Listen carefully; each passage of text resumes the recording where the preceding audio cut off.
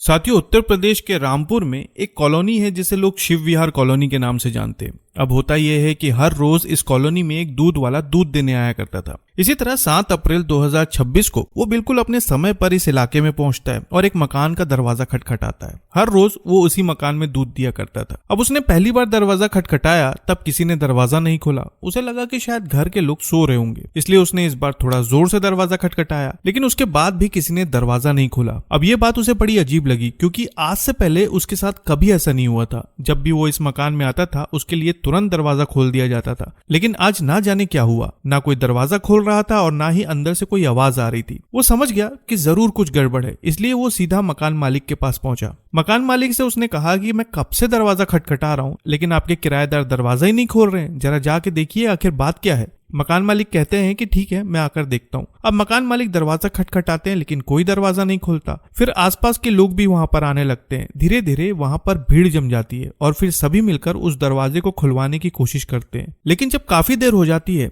तब कुछ लोग मकान की खिड़की से झांकने की कोशिश करते हैं और जैसे ही वो खिड़की से झांकते हैं उनके हाथ पांव वहीं पर जम जाते हैं। खिड़की से दिखाई देता है कि कमरे में रखे एक बिस्तर पर एकता उर्फ पूजा बेहोश पड़ी हुई है। अब एकता को देखकर लोग उन्हें आवाज देते हैं, लेकिन वो कोई प्रतिक्रिया नहीं दे रही थी। सबसे बड़ी बात यह थी कि जिस हालत में एकता बेड पर पड़ी हुई थी उसे देखकर लोगों को समझ में आ जाता है कि उनके साथ जरूर कुछ बुरा हुआ है और इसलिए लोग तुरंत इसकी सूचना पुलिस को देते हैं। अब जैसे ही पुलिस को सूचना मिलती है, पुलिस तत्काल मौके पर पहुंचती है और फिर वो भी दरवाजा खुलवाने की कोशिश करते हैं, लेकिन दरवाजा नहीं खुलता। आखिरकार बड़ी मशक्कत करके उस दरवाजे को जबरन धक्का देकर खुलवाया जाता है, लेकिन जैसे ही दरवाजा खुलता है सामने का नजारा देखकर सभी बुरी तरह से डर जाते हैं। बिस्तर पर एकता बेहोश पड़ी हुई थी, कपड़े बिल्कुल भी नहीं थे और हालत देखकर साफ समझ में आ रहा था कि उनके साथ कोई बड़ी घटना हुई है। अब आगे की कार्रवाई करते हुए पुलिस पूरे मकान को सील करती है और अपनी जांच शुरू करती है और फिर निकल कर आती है एकता की वो कहानी जिसे सुनकर हर कोई चौंक जाता है। जांच के दौरान ये बात सामने आई कि आज से कुछ साल पहले एकता की शादी मेरठ जिले के रहने वाले राहुल से हुई थी। शादी के बाद उनके बच्चे हुए और फिर एकता अपने पति और बच्चों के साथ करीब 2 साल पहले रामपुर के शिव विहार कॉलोनी में एक किराए का मकान लेकर रहने लगी। अब देखने में तो इनका परिवार एक हंसता खेलता परिवार लगता था, लेकिन इस परिवार के अंदर कुछ ऐसा चल रहा था जिसकी वजह से एकता बहुत ज्यादा परेशान थी।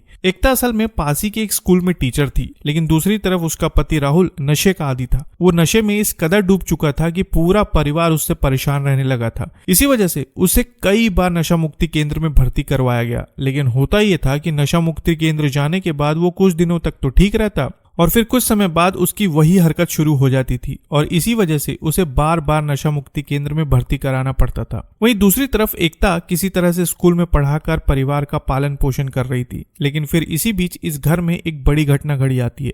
अचानक एकता का शव घर पर मिलता है और जैसे ही ये खबर आसपास फैलती है पूरे मोहल्ले में हड़कंप मच जाता है। कुछ समय बाद इसकी सूचना एकता के मायके और ससुराल वालों को दी जाती है और जैसे ही ये खबर उन्हें मिलती है वो दौड़ते भागते मौके पर पहुंचते हैं। अब होता यह है कि जांच के दौरान जब पुलिस परिवार वालों से जानकारी लेना शुरू करती है तब एकता के मायके वाले पूरा आरोप राहुल पर मढ़ने लगते हैं। उनका कहना था कि राहुल नशे का आदी था और शायद उसी ने इस घटना को अंजाम दिया है, क्योंकि कई बार उनकी बेटी को दहेज और पैसों के लिए परेशान किया जाता था। अब जब पुलिस राहुल के बारे में पता करती है तब पता चलता है कि वो तो मेरठ के एक नशा मुक्ति केंद्र में भर्ती है। अब ये बात सुनकर उन्हें बड़ा अजीब लगता है, लेकिन इसके बाद पुलिस अपनी जांच को रफ्तार देती है और फिर मायके वालों की तहरीर पर तत्काल राहुल को हिरासत में लिया जाता है। हिरासत में लेने के बाद जब राहुल से पूछताछ शुरू होती है तब शुरुआत में वो पुलिस को पूरी तरह से गुमराह करने की कोशिश करता है, लेकिन फिर सवालों की बौछार के आगे वो टूट जाता है और आखिरकार वो उस रात की सच्चाई बता देता है। मीडिया सूत्रों की माने तो ये बात सामने आई कि घटना वाली रात जब पति पत्नी संबंध बना रहे थे तभी इनके बीच किसी बात को लेकर विवाद शुरू हो गया और फिर विवाद इतना ज्यादा आगे बढ़ गया कि राहुल ने गुस्से में आकर एकता पर अचानक हमला कर दिया, जिसकी वजह से उसकी सांसें थम गई। अब इस घटना को अंजाम देने के बाद वो वहां से भाग निकला और सीधा नशा मुक्ति केंद्र में जाकर भर्ती हो गया ताकि उस पर कोई शक न करे। लेकिन पुलिस की जांच ने इस पूरी घटना की कहानी खोल दी और अब वही पति जो खुद को बचाने की कोशिश कर रहा था अब सलाखों के पीछे पहुंच चुका है। तो साथियों, ये था उत्तर प्रदेश के रामपुर का वो चौंकाने वाला मामला।